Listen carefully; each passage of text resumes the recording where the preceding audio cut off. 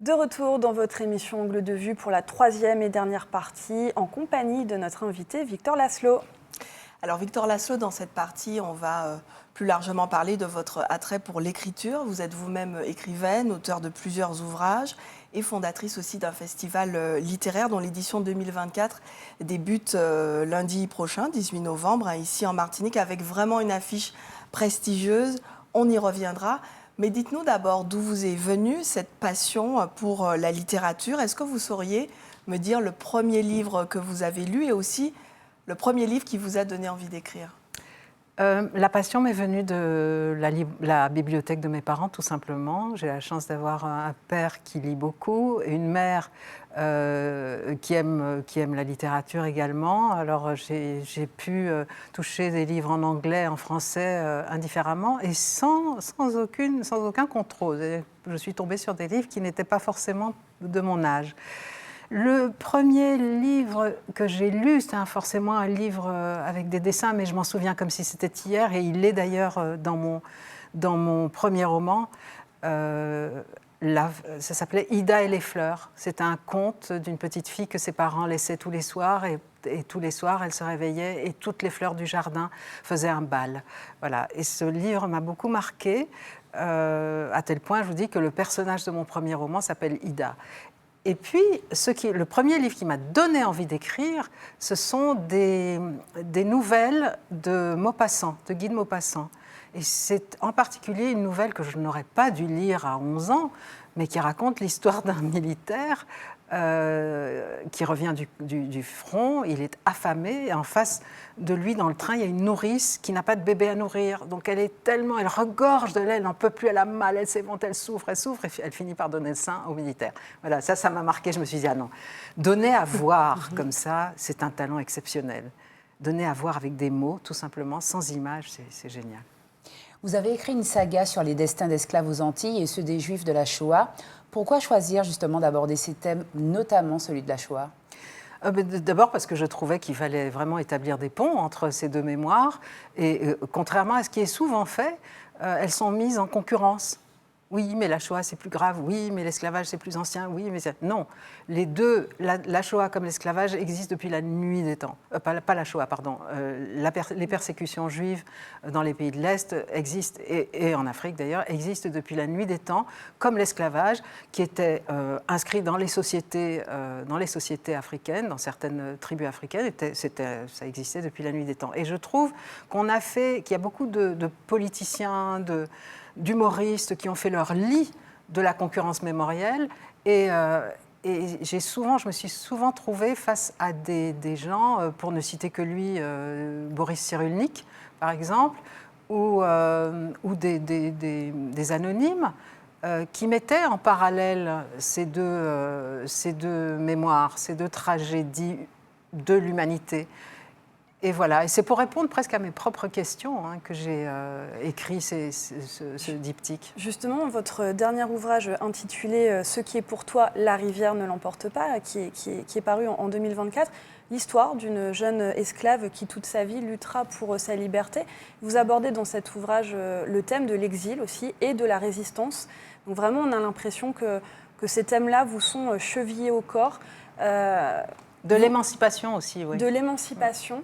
Est-ce que vous-même, aujourd'hui, vous vous considérez émancipé à travers votre écriture et vos ouvrages? Vous-même qui parliez de cette exigence que vous vous mettez systématiquement, est-ce que vous vous considérez émancipé? Non, parce que je n'ai jamais eu de chaîne. Donc, mon émancipation, elle est féministe.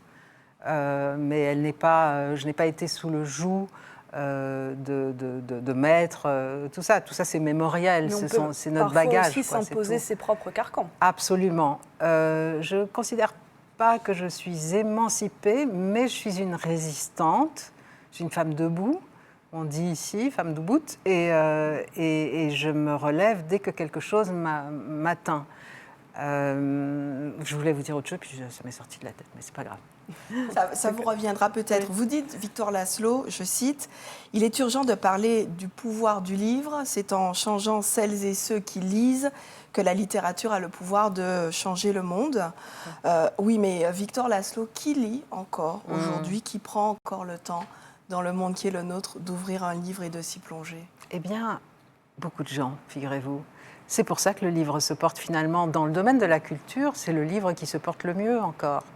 Parce que les gens sont encore attachés au papier, plus qu'au support Numérique. numérique. Et puis, bon, c'est vrai que j'ai décidé de fonder ce festival après avoir constaté qu'en Martinique, il y a 13% d'illettrisme résiduel. Hein, c'est quand même beaucoup. Et paradoxalement, nous sommes dans une terre d'écrivains. La Martinique est une terre d'écrivains, de penseurs qui ont infusé dans le monde entier. Mais on ne lit pas, les jeunes générations ne lisent pas plus qu'en France ou ailleurs. Hein, c'est plutôt générationnel. Et pourtant, quand vous allez dans les classes, il y a toujours 1, 2 ou 3 élèves dont vous sentez la sensibilité et vous sentez que si vous vous adressez à eux de la bonne façon, ils vont comprendre la magie du livre, la magie que c'est d'ouvrir un livre et de voir s'envoler toutes ces images, toute cette beauté, toute cette matière à penser qui leur permettra de penser en dehors de leur bulle et qui leur permettra de penser le monde et de se faire un avis indépendant des autres. Alors, ce qu'on voit aujourd'hui, c'est que vous avez dit tout à l'heure que c'est la bibliothèque de vos parents qui vous a amené vers la lecture. Les jeunes générations, alors les parents ont un rôle peut-être à jouer, les communautés éducatives, parce qu'aujourd'hui, les enfants n'ont pas forcément un accès facile aux livres. Ils ont d'abord peut-être entre les mains plus une tablette et un téléphone portable qu'un ouvrage. Est-ce que chacun a son rôle à jouer dans remettre des livres entre les mains des enfants? Chacun a son rôle à jouer, que ce soit la famille ou le corps enseignant. Il y a à l'école, il y a toujours un accès aux livres. Alors, c'est vrai que la raison d'être aussi de ce festival, c'est d'aller au plus près des gens, de se balader, de se déployer dans l'ensemble du territoire pour que chaque personne, pas très loin de chez elle, ait un endroit où aller acheter un livre, écouter un auteur et lire. Est-ce qu'il faut obliger les enfants à lire? Non, il n'y a pas de... Vous savez, on n'aime pas... on n'aimera jamais ce qui nous a été forcé, ce qui a été forcé sur nous. Jamais, c'est pas comme ça qu'on inculte. Il faut provoquer le désir. Et le désir se provoque par empathie. Donc trouver chez l'enfant le sujet, ce qui l'intéresse dans la vie. Et lui dire, tiens, je vais te montrer un truc. C'est les voitures, par exemple. C'est les voitures qui t'intéressent. Je vais te montrer un truc sur... Je vais te montrer d'abord une voiture, une Ferrari rouge. Ah, mais tu sais qui a construit cette Ferrari, qui a inventé ça. Et lui raconter l'histoire du bonhomme. Et lui montrer peut-être une bande dessinée d'abord. Et ensuite un livre, etc. Je dirais y aller très progressivement. Pardon, j'ai juste une petite question avant qu'on aborde aussi le festival En Pays Rêvé. Vous-même, en tant qu'écrivaine, est-ce que vous avez une routine d'écriture ? Alors, je vous pose la question parce que je vous donne un exemple. Amélie Nothomb, par exemple, écrit 4 heures chaque matin en se levant avant le soleil.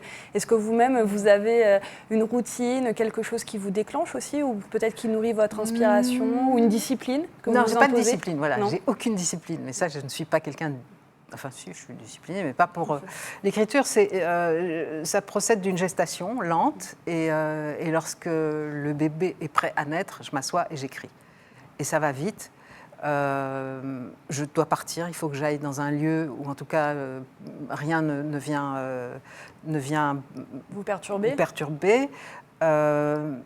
Mais je n'ai pas plus de routine que ça. Je n'écris pas tous les jours, puisque je fais tellement d'autres choses. Si je devais consacrer 2, 3 ou 4 heures par jour systématiquement à me mettre devant une page blanche ou un ordinateur allumé sans savoir ce que j'allais y écrire, non, ça ne marcherait pas. Enfin, pas pour moi. Vous y avez fait allusion, le livre se décline désormais sur d'autres supports, numériques et audio. Quel est votre regard sur ces nouveaux formats? Est-ce qu'ils renforcent le pouvoir du livre, hein, puisque c'est ce dont on parle aussi? Est-ce qu'ils renforcent ce pouvoir ou au contraire l'affaiblissent? Je pense que tout est bon, l'essentiel étant de lire. Vous êtes une adepte de ces nouveaux formats? Non, moi je ne les utilise pas. Je ne les utilise pas. En revanche, non, le livre audio, ce n'est pas la même chose. Ça ne s'adresse... Ce que l'on entend ne sédimente pas de la même manière que ce qu'on lit. Donc ça n'est pas du tout la même chose. Et écouter des livres, ça ne vous donnera pas plus envie de lire. Ça vous donnera envie d'écouter d'autres livres, mais pas d'en lire. Ouais, non, voilà, tant qu'on lit, que ce soit sur une tablette numérique, dans un journal ou dans un livre, c'est l'essentiel. On va parler du festival En Pays Rêvé qui est là pour glorifier le pouvoir du livre. C'est le thème d'ailleurs de l'édition de 2024. Est-ce que vous pouvez nous rappeler la genèse de ce festival et quand et pourquoi a-t-il vu le jour ? Il a vu le jour il y a 3 ans, donc c'est la 3e édition, après deux essais avec le Festival Écriture des Amériques qui venait de la Guadeloupe, et après que sa fondatrice m'ait dit « débrouille-toi, fais tes affaires, merci ». Enfin, jamais je lui dirai autant merci, parce que ça nous a permis d'avoir un festival martiniquais qui n'était pas du tout sous les dictats d'une autre organisation. Et puis voilà, ça m'est venu parce que je me suis rendu compte d'abord que ça n'existait pas.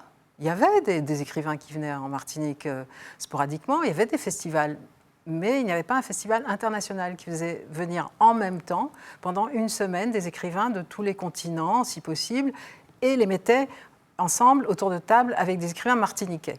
Ça n'avait pas encore été fait. Donc voilà, et il y avait une demande. Les 2 premières années du Festival Écriture des Amériques ont vu vraiment un public se constituer et être dans l'attente de l'année suivante.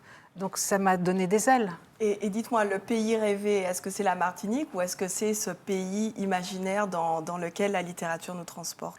Ce sont les deux. C'est un clin d'œil à Édouard Glissant, bien sûr, qui était mon ami et qui était un homme qui a vu ce que j'étais capable de faire, presque avant moi. Et c'est aussi ce pays que l'on peut découvrir dans les pages de certains livres. Mais bon, vous avez parlé du pouvoir du livre cette année. C'est vrai que le livre est une arme de dénonciation massive, une arme d'expression, de beauté massive. Tout est permis dans le livre et tout est donné, encore une fois, donné à voir à travers les mots écrits.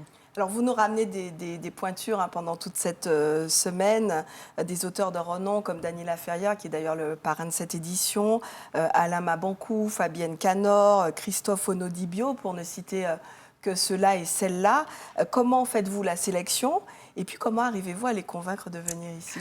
Eh ben, vous savez, ils ne sont pas très difficiles à convaincre. En fait, ça a été progressif, mais chaque année, parce qu'ils parlent, ceux qui étaient là l'année dernière et l'année d'avant sont rentrés chez eux et on en parlait.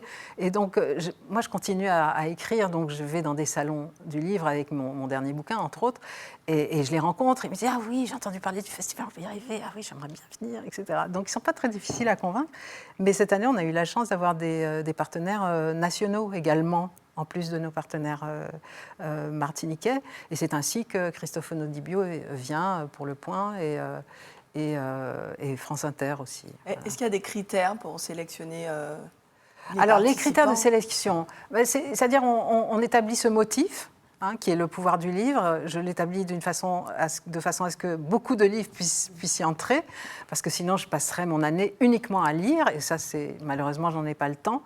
Mais d'abord, il y a une première chose à savoir, c'est qu'il faut que les livres soient édités à compte d'éditeur, et voilà, et que je les aime finalement, c'est moi qui les choisis. Donc, voilà. Alors, certaines rencontres du festival vont être organisées sur d'anciennes habitations. Bon, on le sait, ce sont des lieux assez sensibles d'un point de vue de la question mémorielle.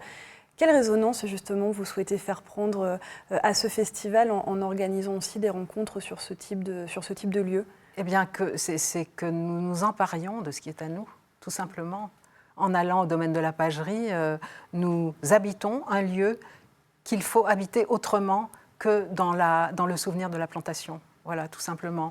Et c'est très important. Mais bon, on investit des médiathèques, des jardins, tout ce qui nous accueille. Donc, mais voilà, c'est très, très important que nous réinvestissions nos lieux de souffrance autrement, avec de la beauté, avec de la réflexion, avec des belles personnes. Justement, c'est une transition, votre réponse. Ce pays rêvé est en proie à une crise sociale actuellement qui ravive ces blessures séculaires jamais cicatrisées. Quel rôle l'écrivain peut et doit jouer dans cette société durablement meurtrie ? Eh bien, le rôle de l'écrivain, même à travers les romans, il ne faut pas écrire des essais forcément pour s'adresser aux problèmes qui rongent notre société. On répond à des questions à travers des romans. Eh bien, c'est ça. Le rôle de l'écrivain, c'est atteindre autrement le cerveau du lecteur, la conscience du lecteur. C'est atteindre la conscience avec de l'art, avec sans agressivité, pas dans le combat, mais dans le questionnement, dans la mise en relation. Et puis, n'oublions pas que, par exemple, ce festival, il faut venir parce qu'on n'est pas soumis aux droits de douane, on n'est pas soumis aux 20% de TVA, donc on va pouvoir se nourrir intellectuellement sans payer 40% de plus que les Français. Et c'est sur cette très bonne conclusion, Victor Laszlo, que nous allons déjà malheureusement refermer cette émission. Merci d'avoir accepté notre invitation et d'avoir partagé un peu de vos 9 vies avec nous sur ce plateau. Merci à vous. C'était une joie.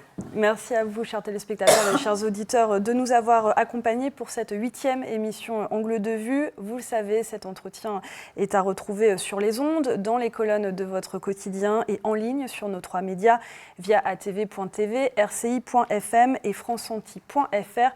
À très bientôt pour un nouveau portrait.